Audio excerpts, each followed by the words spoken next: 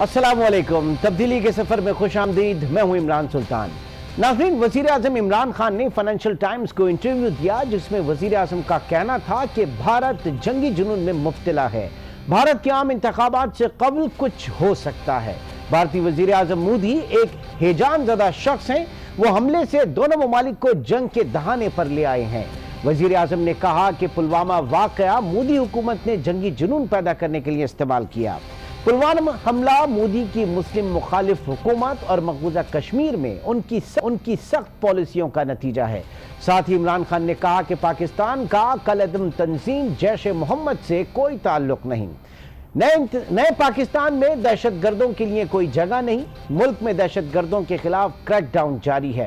उन्होंने कहा कि पाकिस्तान में दहशतगर्द तंजीमों के खिलाफ आज जो कुछ हो रहा है इससे कबल कभी नहीं हुआ। इसके अलावा वजीर आजम इमरान खान ने आज मुल्क के सबसे बड़े गरीब दोस्त प्रोग्राम का आगाज किया जिसका नाम एहसास रखा गया है।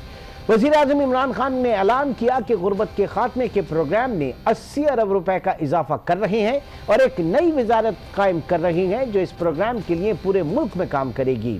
वज़ीर आज़म के मुताबिक मुख्तलिफ सरकारी फलाही इदारे जो अलग अलग काम करते हैं अब नई वजारत के तहत ये काम करेंगे। इस प्रोग्राम के तहत 57 लाख खवातीन के लिए सेविंग अकाउंट्स खोले जाएंगे और उनको मोबाइल फोन की सहूलत भी दी जाएगी। 500 डिजिटल हब बना रहे हैं जो मुख्तलिफ देहातों में काम करेंगे। तालिब इल्मों को ग्रांट देंगे। देही खवातीन की मदद के लिए बकरियां और देसी मुर्गियां दी जाएंगी। यूटिलिटी स्टोर्स के अंदर बीज रखे जाएंगे ताकि लोग इनको खरीद कर घर में पौधे लगा सकें। साथ ही बैरून मुल्क मुकीम पाकिस्तानी मेहनत कशों के ताउन के लिए वेलफेयर इताशी तैनात किए जाएंगे। बैरून मुल्क काम करने वाले मेहनत कश के लिए स्पेशल वेलफेयर टिकट देंगे ताकि वो अपने घर वालों से आकर मिल सके। जो मजदूर बैरून मुल्क जाएंगे उन्हें 1 साल नहीं बल्कि 3 साल के कॉन्ट्रैक्ट पर भेजा जाएगा। मजदूरों और किसानों को आसान शराइत पर कर्जे देंगे ताकि वो अपना घर बना सकें। एहसास प्रोग्राम के तहत बुजुर्ग शहरियों के लिए घर बनाए जाएंगे। EOBI की पेंशन में इजाफे करने का फैसला भी किया गया। इसके अलावा नाज़रीन, बिलावल भुट्टो जरदारी का ट्रेन मार्च कहां तक पहुंचा और नवाज शरीफ अस्पताल कब मुंतकिल हो रही हैं इस पर भी बात करेंगे। हमारे साथ इस वक्त कराची मौजूद हैं ब्यूरो चीफ कराची रफत सईद। बहुत शुक्रिया रफत सईद। और साथ ही साथ इस वक्त इस्लामाबाद से हमें ज्वाइन किया है ब्यूरो चीफ तारिक चौधरी ने भी। ब्यूरो चीफ इस्लामाबाद, आपका भी बहुत शुक्रिया। नाज़रीन, पहले बात करेंगे नवाज शरीफ की जेल से रिहाई की। कल देर रात नवाज शरीफ को जेल से रिहाई मिली।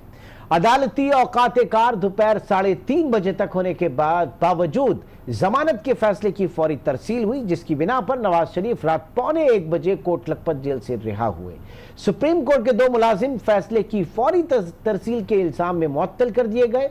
दोनों मुलाजमीन ने अदालती वक्त खत्म होने के बावजूद फैसले की तरसील की। जमानत का फैसला रात 9 बजे लाहौर भेजा गया था। तारिक साहब, सबसे पहले आप फरमाइए कि ये क्या मामला है जो इस वक्त इतना संगीन होता जा रहा है। अदालती फैसला अदालती वक्त खत्म होने के बावजूद भी उस फैसले की तरसील जो है वो हुई और 2 मुलाजिम जो है उनको बर्खास्त भी किया गया। क्या कहेंगे तारिक साहब? देखिए, चूंकि ये अदालती फैसला नहीं है मुअत्तली का बल्कि एक इंतजामी फैसला, तो इस पर हम बात कर सकते हैं मेरा ख्याल है। पहली बात तो ये है कि ये जो मुलाजमीन थे अभी तक हमें इनका नहीं पता कि इनका स्टेटस क्या था, लेकिन जाहिर है अगर इन मुलाजमीन ने तरसील की है उस फैसले की तो डेफिनेटली उस फैसले पर किसी ने साइन भी किए होंगे और वो डेफिनेटली अदालती वक्त के बाद किए होंगे। चूँकि हमारी कल जब बात हो रही थी डॉक्टर तारिक फजल से, हम सब लोग उसको फॉलो कर रहे थे, आप भी कर रहे थे, तो वो बार बार ये कह रहे थे कि वो सुप्रीम कोर्ट में मौजूद हैं और जैसे ही ये फैसला रिलीज ऑर्डर जिसको हम रूबकार भी कहते हैं उनके हवाले की गई तो वो लेकर रवाना हो जाएंगे और किसी तरीके से उसको पहुंचाएंगे। तो इसका मतलब है कि फैसला तो सुप्रीम कोर्ट के किसी दफ्तर से जारी हुआ होगा। ये एहलकार जो है उन्होंने खुद तो नहीं जारी कर दिया। बिल्कुल। फिर दूसरी बात यह कि हमें ये भी पहले पता चला कि फैक्स कर दिया गया यह फैसला फौरी तौर पर कोट लखपत जेल लाहौर के हुकाम को, लेकिन जब वहाँ ताख़ीर हुई तो फिर उसके बाद जो मुस्लिम लीग नून के रहनुमा थे वो इस फैसले की कॉपी लेकर रवाना हुए। शायद किसी स्पेशल जहाज से गए होंगे और रात गए ये फैसला वहाँ पर मौसूल हुआ और उसके बाद रिहाई हुई। अब ज़रा 1 मिनट के लिए यहाँ रुक जाइएगा।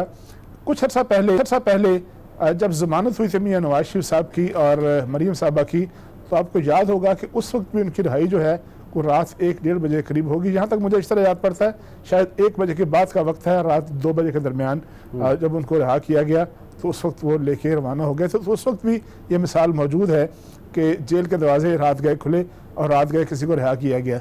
फिर एक और मंजर मैं आपको याद कराता हूँ, जब 13 जुलाई को मियाँ नवाज शरीफ साहब और मरीम साहबा तशरीफ़ लाए थे लंदन से और उनको गिरफ्तार किया गया था, तो उस वक्त भी उनको रात गए तकरीबन रात 2 बजे गिरफ्तार करने के बाद जेल मुंतकिल किया गया था। जेल के दरवाजे खुले थे। हमने सुना था माजी में हमेशा कि जेल के दरवाजे जो है शाम को नहीं खुलते और सुबह के वक्त खुलते हैं। तो उस वक्त भी पहले आपको याद होगा कि खबरें आई कि कभी कहा गया कि सियाला रेस्ट हाउस में रखा जा रहा है, कभी कहा गया कि किसी और रेस्ट हाउस में रखा जाएगा, फिर रात गए उनको शिफ्ट कर दिया गया था। फिर आपको ये भी याद होगा कि एक मरतबा नहीं कई मरतबा शहबाज शरीफ साहब, शरीफ फैमिली के अरकान और बहुत सी अहम शख्सियात जो हैं, सियासी शख्सियात, वो रात गए जेल में जाके मिलती रही हैं। तो ये मुहिम्मा जो है मुझे समझ नहीं आता कि अचानक ये ऐसा कौन सा अनोखा वाक़या हुआ है कि उन मुलाजमीन ने तरसील कर दी है। आप लफ्ज़ तरसील को ज़रा एनालाइज कीजिए। ये नहीं कहा गया कि फैसला उन्होंने जारी किया है, इल्ज़ाम ये है कि तरसील की गई है। तो अगर किसी ने फैसला जारी किया था तो फिर ज़्यादा तरसील करने के लिए किया गया होगा। तो ये बड़ा मुझे अजीब सा नजर आता है फैसला। ये शायद हमारी रफत साहब से भी जानेंगे। रफत, आइएगा, ये मामला संगीन होता जा रहा है, प्रेसिडेंसीज की है जैसे कि इस वक्त कहा तारिक चौधरी ने, लेकिन क्या मामला नजर आ रहा है? इसको इतना उलझाया क्यों जा रहा है कि 2 मुलाजमीन जो है उनको भी इस वक्त वहां से मुअत्तल कर दिया गया? देखिए चूँकि मामला मियाँ नवाज शरीफ का है, इसी वजह से मैं यही कहूँगा कि हो रहा है। तारिक ने बिल्कुल दुरुस्त कहा कि माजी में ऐसी रिवायात मौजूद हैं, ताख़ीर से होते हैं। बैलिफ का काम ये ले जाना होता है, लेकिन बैलिफ बाज़ वक़्त अगर देर भी हो जाती है तो रात गए पहुंचा दिया जाही भी हो जाती है। तो ऐसी कई मिसालें सिंध की जेलों में भी मौजूद हैं। देर से कैदियों को लाना, हालांकि वो बात दुरुस्त कह रहे हैं कि जेल मैनुअल के मुताबिक मगरिब के बाद जो है जेल लॉक हो जाती है, गिनती कैदियों की पूरी हो जाती है, फिर जेल खुलती नहीं है। लेकिन इसमें अब मामलात अब इस तरह के हो गए हैं कि सियासी मामलात में बाज़ मुलाकातें भी होती रही हैं जेल में। अगर सियासी मामलात की जोड़ तोड़ होती है और उस पार्टी की हुकूमत है सूबे में, तो रात को सियासतदानों से मुलाकातें भी होती रही हैं, तो जेल खुलती रही है। ये चीज़ें होती रही हैं, मामूल की चीज़ है। लेकिन मियाँ नवाज शरीफ का आप इससे अंदाज़ा लगा लें कि चूँकि मामला इसमें मियाँ नवाज शरीफ का है, मुस्लिम लीग नून का है, तो यही उनके नाक़िदीन कह रहे हैं कि इसी वजह से उनको हदफ बनाया जा रहा है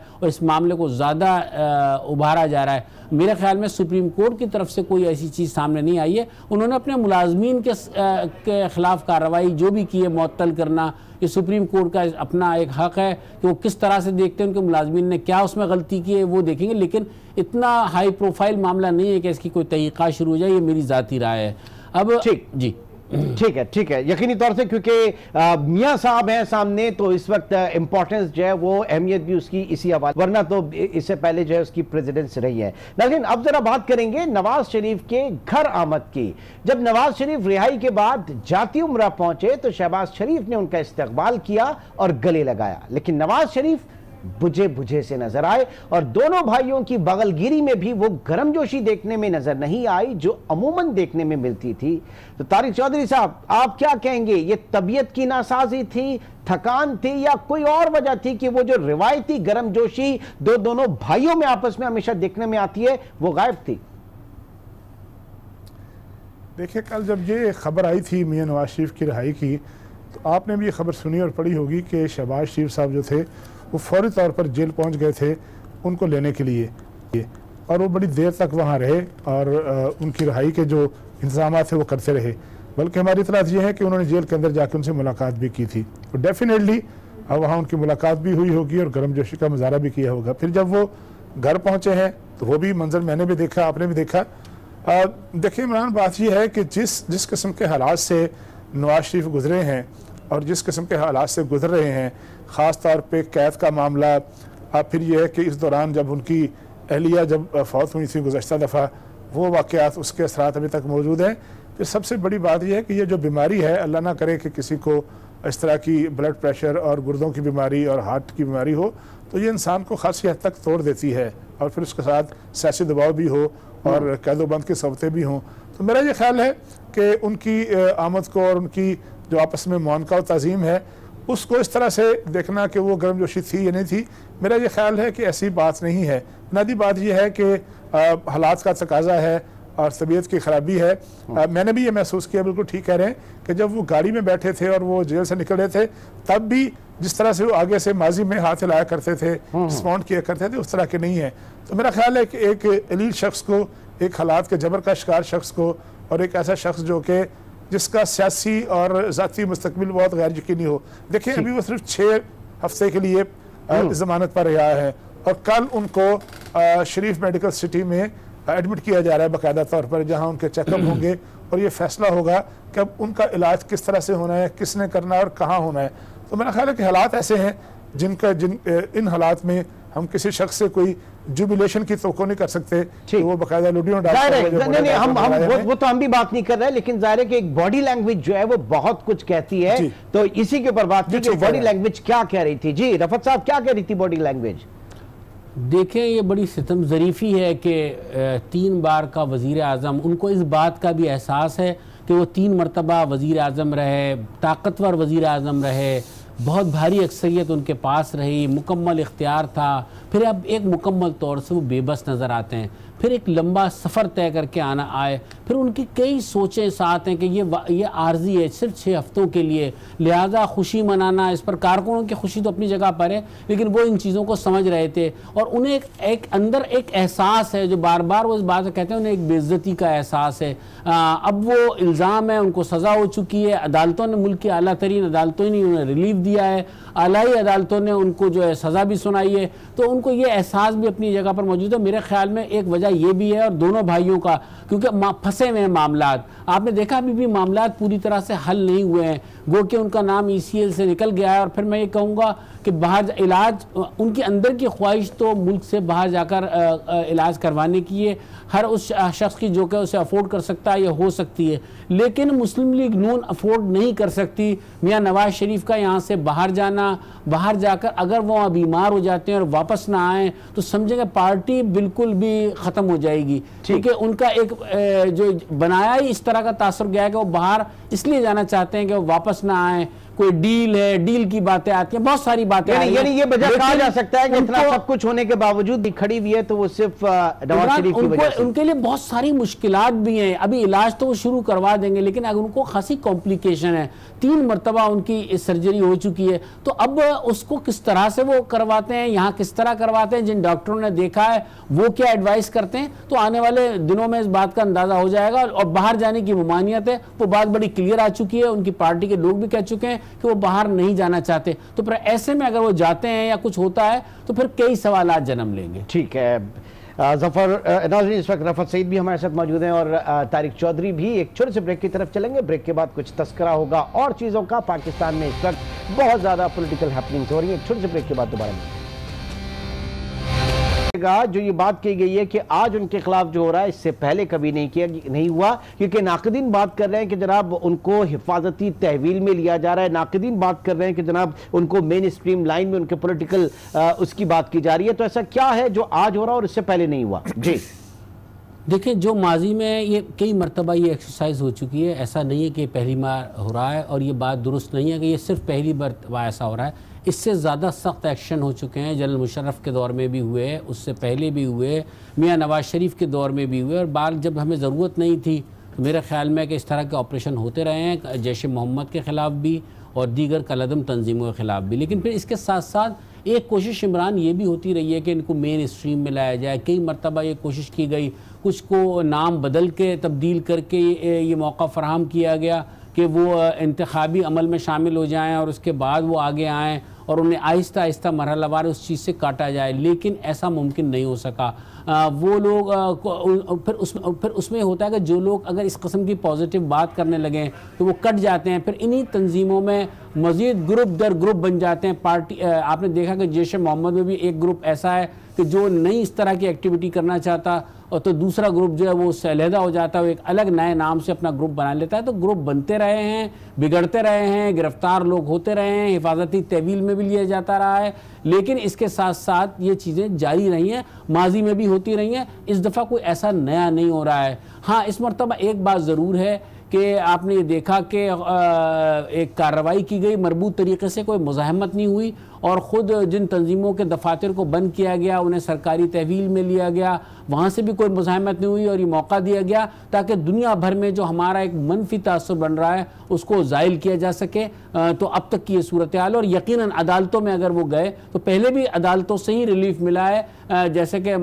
इल्ज़ामात उन तंजीमों पर थे, अदालतों ने उन्हें रिलीफ दिया कि कोई ऐसे ठोस शवाहिद नहीं मिले जिसकी बुनियाद पर उन्हें कैद रखा जा सके या उन लोगों की एक्टिविटीज़ को रोका जा सके। हाँ, मुल्क दुश्मन सरगर्मियाँ होंगी तो फिर यही के लिए तो कोई जगह नहीं है। जी तारिक चौधरी साहब, आपका क्या टेक है इस पे? जो रिफत ने बात की है उसको मैं दूसरे तरीके से बयान करूंगा कि ये जो कार्रवाइयाँ हैं एक तसलसल से जारी अमल का नतीजा है, जो कि APS के वाक़े के बाद ख़ास तौर पर शुरू हुई थी। आपको याद होगा कि ये जो नेशनल एक्शन प्लान है ये पाकिस्तान की तारीख के चंद एक जो कंसेंसस डॉक्यूमेंट है उनमें से एक है, और कंसेंसस के साथ इसको पास किया गया और शुरू किया गया। अमल दरामद कभी तेज़ होता रहा, कभी सुस्त होता रहा, कभी कुछ नुकात पर बहुत मुस्तर अमल दरामद हुआ, कुछ पे सुस्त रफ्तारी से हुआ, कुछ ऐसे थे जो प्रोविंसेस ने करने थे, कुछ ऐसे थे जिनके लिए कानून साजी दरकार थी। आपको याद होगा 2 साल पहले ऐसी कानून साजी की गई थी जिसके नतीजे में बहुत सी जो तंजीमें थी, उनकी जो ज़ैली तंजीमें थी जो कि वेलफेयर का काम करती थी, उनकी सरगर्मियों पर पाबंदी लगाई। फिर उनकी फंडिंग के लिए बहुत सी फिल्टर करने के लिए बहुत से तरीक़ेकार इख्तियार किए गए। बैंकिंग के कानून ऐसे बने, बाहर से पैसा आने के तरीक़ेकार सख्त किए गए। तो ये सारा कुछ बहुत अरसे से जारी है। और आपको याद होगा कि जमातुल दावा के और दीगर तंजीमों के रहनुमाओं को पहले भी गिरफ्तार किया गया, पहले भी उनको नज़रबंद किया गया, पहले भी उनको फांसी तहवील में लिया गया, उनकी जो अवामी सतह पर सरगर्मियाँ थीं उनको भी रोका गया था। फिर बिल्कुल ठीक कह रहे हैं कि कुछ लोग अदालतों में गए, वहाँ से उनको रिलीफ भी मिली। तो ये एक जारी और सारी अमल का नतीजा है। हाँ, अलबत्ता एक चीज़ ज़रूर है कि अब हमारे यहाँ कुछ ऐसी चीज़ें हैं, यूरोपीय यूनियन की कुछ पाबंदियाँ हैं, FATF की कुछ चीज़ें हैं, फिर तसलसल के साथ जो यूएन की सिक्योरिटी काउंसिल है उसमें भारत चूँकि बार बार लेके जाता है मामलात को, और ज़ाहिर है हमने पाकिस्तान ने अपने आप को डिफेंड भी करना है। तो वो कुछ चीज़ें ऐसी हैं जिनकी वजह से कुछ चीज़ों पर, कुछ उसके जो पहलू हैं उन पर ज़्यादा तेज़ी से अमल दरामद जारी है।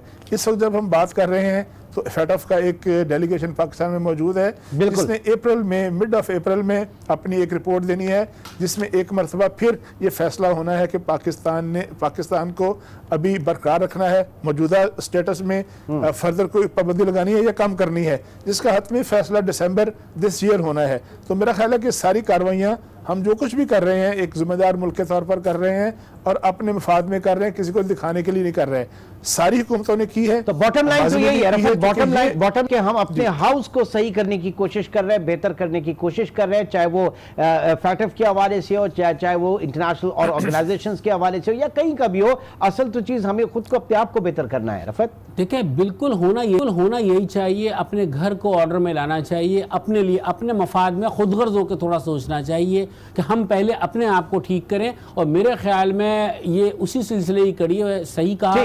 लेकिन बिलावल तो कहते हैं, बिलावल तो दूसरी साइड दिखाते हैं इसकी। रफत साहब देखिए, बिलावल का मसला कुछ और है। बिलावल का मसला ये है कि उसको साथ साथ अपने पार्टी के मामला, पार्टी पे जो इल्ज़ामात हैं वो ये सब चीज़ें लेके चलना पड़ता है। उसी तनाजुर में वो बयानात भी देते हैं और मेरे ख्याल में बाज़ मरतबा उनके बयानात को अगर सोशल मीडिया पे कुछ पजीराई हासिल होती है तो फिर उसको देखकर वो और इस कस्म के बयानात देते हैं। लेकिन मेरे ख्याल में किसी नेशनल कौमी सतह के लीडर को जो है वो बड़ा सोच समझ के बयान देना चाहिए ताकि वो बाद में मौजू ना बने। फिर इसके साथ साथ लेकिन बिलावल का अगर कोई एक, तो आप क्या समझते हैं कि वो सिर्फ उन्हीं का बयान है या क्योंकि पूरी पार्टी पॉलिसी आगे लेके चलते हैं, बहुत सारे लोगों का उनके पार्टी के अंदर से एक फिल्टर होकर राय आती है जो फिर बिलावल अल्फाज अदा करते हैं। रफत देखिए वो इस बात को, वो उनकी अपनी एक राय है, वो यकीनन पार्टी में मुशावरत होती होगी। ऐसा नहीं है कि बिलावल की जिस तरह से तरबियत हो रही है, सियासी तरबियत हो रही है, उसमें ऐसा नहीं है कोई अनाड़ी का पहलू हो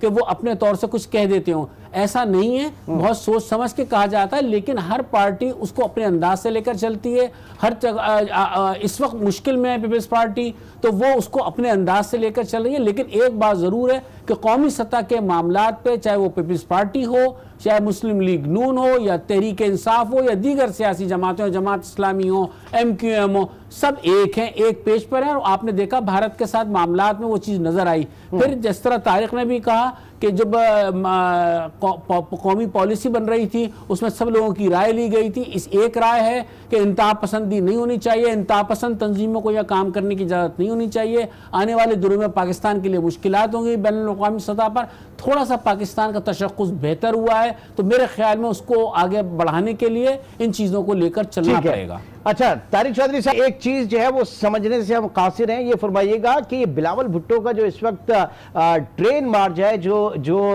भुट्टो कारवानी भुट्टो है, ये है किसके खिलाफ? क्योंकि ये कराची से लाड़काना जो है ये इसकी मंजिल है। 4 तारीख को जो है वो भुट्टो के उस पर वो जमा होंगे।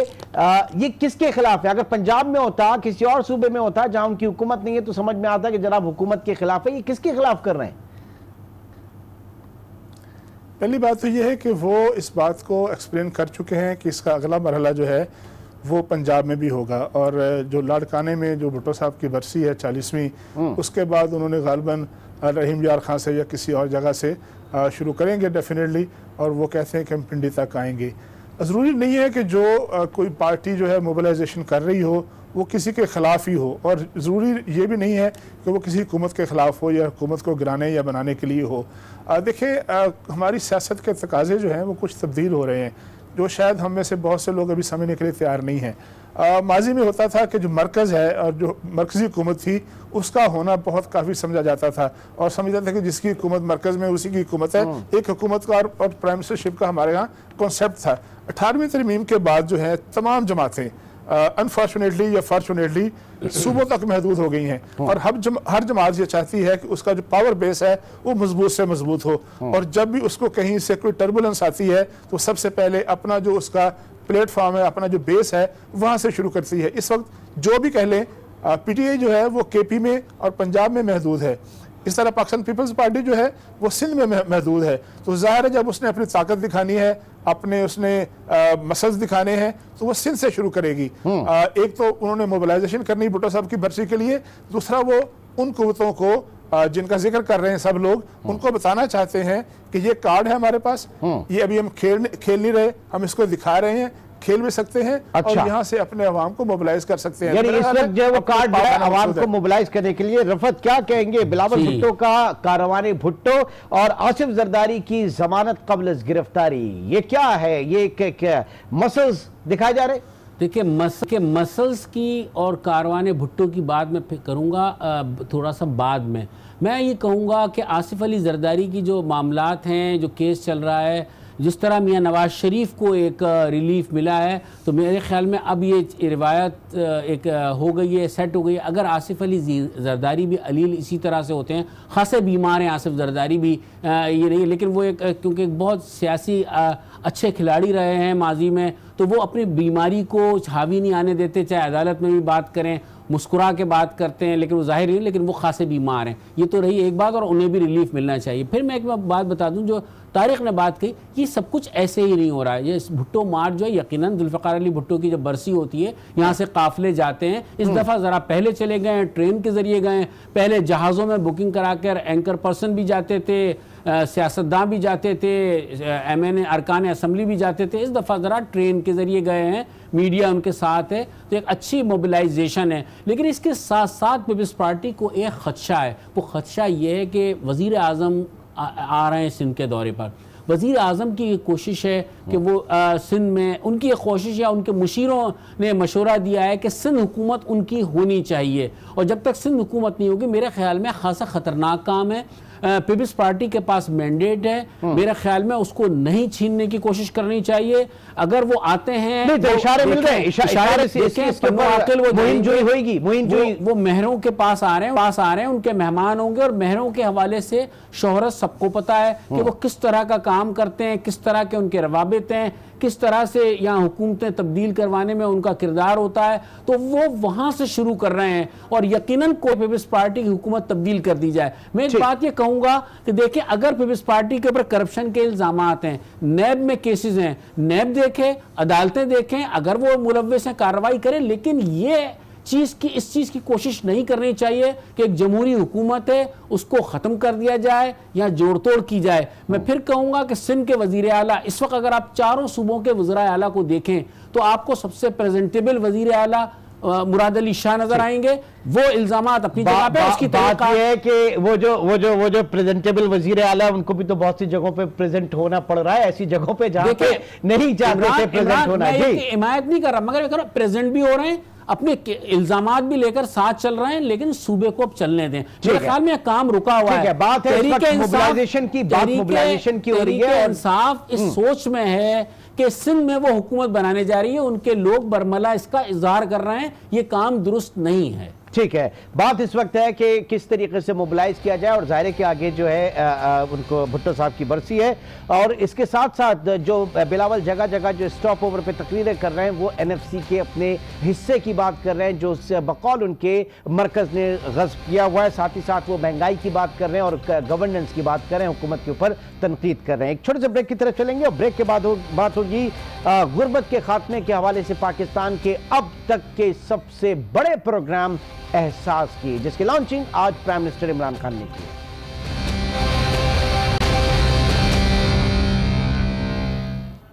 वेलकम बैक नाज़रीन, बात कर रहे हैं प्रोग्राम एहसास की, जो कि हुकूमत इस वक्त क्लेम कर रही है कि पाकिस्तान की तारीख में तखफीफ गुर्बत के हवाले से सबसे बड़ा प्रोग्राम है। तारिक चौधरी साहब, आप आज वहां पर शरीक थे, आपने प्राइम मिनिस्टर की पूरी स्पीच भी सुनी। उन्होंने जो बड़ी बड़ी दो तीन चीज़ें, उसमें सबसे पहले ये कि एक वजारत जो है वो नई बनाई जा रही है, जिसमें हमारे जो सरकारी चैरिटेबल इदारे काम करते हैं, खैराती इदारे काम करते हैं, वो उसके अंडर काम करेंगे। नई वजारत बनेगी, नए लोग आएंगे, नए वजीर उसके लिए आएंगे, नया स्टाफ होगा।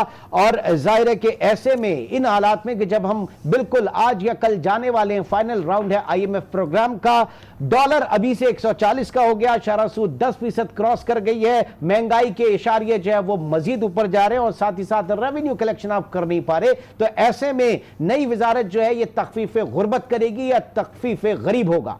जी, ये बात बिल्कुल ठीक है, लेकिन अभी तक ऐसा कोई तासर नहीं मिला कि इसके लिए कोई नई भर्तियाँ होंगी। ज़ाहिर है पहले से हमारे यहाँ काफ़ी ओवर स्टाफिंग है और सरप्लस स्टाफ मौजूद है, तो मुमकिन है कि मुख्तलिफ महकमों से स्टाफ लेकर या PM सेक्रेटेरिएट में, PM ऑफिस में जो बहुत ज़्यादा जिसके बारे में कहा गया था कि अमला मौजूद है, उसी अमले को वहाँ खपा दिया जाए, क्योंकि ये वजारत जो है उसका ऑफिस है, PM ऑफिस में ही बनना है। तो मेरा ख्याल इसका तो हम तब कहेंगे जब कोई वजारत बनेगी, पता चलेगा कि नई भर्तियाँ होती हैं या नहीं होती। लेकिन उसमें से ज़्यादा अहम बात जो मेरे नज़दीक आज ये है कि ये जो आइन में तरमीम की बात की प्राइम मिनिस्टर ऑफ पाकिस्तान ने कि 38 जो आर्टिकल है उसके तहत पहले भी 38B पहले भी ज़ाहिर है किसी मुल्क के शहरी को रोज़गार देना, तहफ़्फ़ुज़ देना, उसके मसाइल हल करना हुकूमत वक्त की जिम्मेदारी हुआ करती है, और आइन में इस बात का तहफ़्फ़ुज़ मौजूद है। लेकिन अगर इस बात को लाजिम बना दिया जाए तो फिर उसके बाद मेरे आपके पास रेमेडी होगी कि अगर हमें हमारे रोज़गार नहीं फराहम हो रहा और हमें तर्ज ज़िंदगी जो है उसको गुजारने में मुश्किलात हो रही हैं, तो हम कम अज़ कम कोई किसी कोर्ट ऑफ लॉ का दरवाज़ा खटखटा सकते हैं। ये तो बिल्कुल ठीक है, लेकिन इसके अलावा ये भी बहुत अच्छी बात है कि जो बहुत सारे अदारे काम कर रहे होते हैं, बैतुल माल है, BISP है और बहुत से हैं, अगर उनको एक जगह जम कर दिया जाए और सारे वसाइल एक जगह इकट्ठे होकर वो गुर्बत के खात्मे के लिए जो है वो उनको किया जाए तो ज़्यादा बेहतर है। लेकिन जिस तरह एक अच्छा कप्तान अपनी टीम पर बहुत ज़्यादा एतमाद करता है और उस एतमाद की वजह से बाज़ औक़ात मेरे ख्याल में, मेरी ज़ाती राय में, कप्तान को गलत बातें भी बताई जाती हैं। मसलन 2-3 प्रोग्राम जो उन्होंने जिक्र किया, मसला एक उन्होंने कहा कि हम देहात में ख़वातीन को देसी मुर्गियाँ देंगे। आपको याद होगा कि चंद माह पहले जब इस हुकूमत के 100 दिन मुकम्मल हुए थे तो उस वक्त भी देही औरतों को, ख़वातीन को मुर्गियाँ देने का ऐलान हुआ था, और फिर पंजाब में कुछ महकमों ने मुर्गियाँ देनी शुरू भी की थी। और उसके बाद आपने भी पढ़ा होगा मीडिया पर, मैंने भी पढ़ा था कि पंजाब हुकूमत ने उस स्कीम को बंद करने का ऐलान कर दिया। अब ये पता नहीं कि अब दोबारा उसको शुरू किया जाएगा या नहीं शुरू किया जाएगा। एक बड़ी उन्होंने प्राइम मिनिस्टर ने कहा कि हम देहाती इलाकों में किचन गार्डनिंग के लिए लोगों को बीज देंगे। तो मैं इस बात की तस्दीक कर सकता हूँ, पंजाब में, यहाँ रावलपिंडी में और पूरे पंजाब में शहबाज शरीफ साहब के दौर में किचन गार्डनिंग की स्कीम शुरू हुई थी। अखबारात में इश्तिहार आते थे और यहाँ पर दफ्तर मौजूद है बाकायदा पिंडी में, जहाँ से लोग, मैंने खुद जाके वो तकरीबन एक पैकेट होता है जिसमें 8 मुख्तलिफ सब्जियों के 5-10 मरले के लिए बीज दिए जाते हैं और उसकी 50 रुपये उसका रेट होता था। फेडरल गवर्नमेंट भी ये कर रही है और सूबाई हुकूमत भी ये कर रही है। तो मेरे ख्याल में जो पहले से शुरू किए हुए प्रोग्राम हैं उनको बेहतर बनाना चाहिए, ना कि ये कि किसी की ब्रीफिंग पे आके उसका ऐलान कर दिया जाए।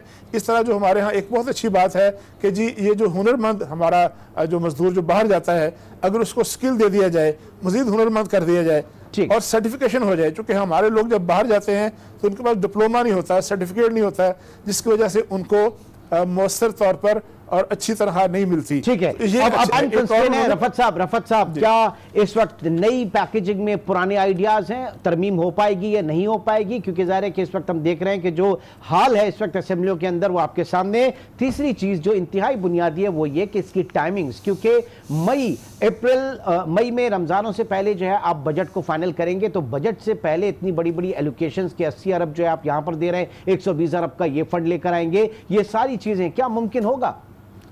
देखिए इमरान, माशी मामलात पे तो इतनी दस्तरस नहीं है, लेकिन जो आपने जिस तरह आसान लफ्ज़ों में जो बातें की हैं मेरे ख्याल में मुमकिन नहीं है।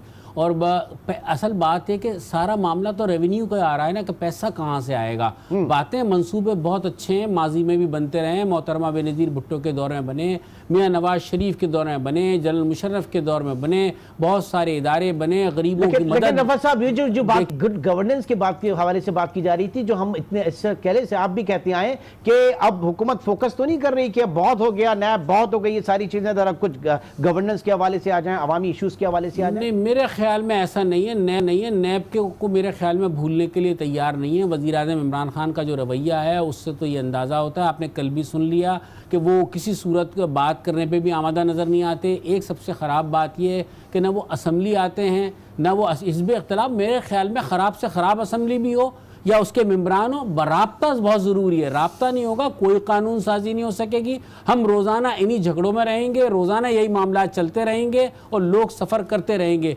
मंसूबा बहुत अच्छा है, अगर ये पाया तकमील पे पहुँच जाए तो। जब बैतुल माल बना था तब भी यही कहा गया था कि ये बहुत अच्छा मंसूबा है। फिर बेनज़ीर इनकम सपोर्ट प्रोग्राम आया जिससे नवाज शरीफ ने भी जारी रखा। उसके हवाले से ये बात ज़रूर आती है कि कहीं ना कहीं वो पैसा गरीबों को पहुंचता है, चाहे थोड़ा हो, ज़्यादा हो, कम हो, लेकिन उससे एक मदद हो रही है। तो मेरे ख्याल में ऐसे मंसूबे आने चाहिए। और क्योंकि बहुत बुरी सूरत हाल है, आप देखें तनख्वाहदार तबके की भी, फिर बेरोजगारी बेइंतहा है, बढ़ती चली जा रही है। इन चीज़ों में संभल नहीं पा रहे हैं। सही कह रहे हैं। और जो शिकवा है वज़ीर आज़म से वो यही है कि असेंबलियों में जो आने का उन्होंने वादा किया था वो पूरा नहीं कर रहे। नाज़रीन, इंशाल्लाह आपसे कल मुलाकात होगी। अपने पैनल का बहुत बहुत शुक्रिया। इंशाल्लाह आपसे कल मिलते हैं। Till then take care. अल्लाह हाफ़िज़।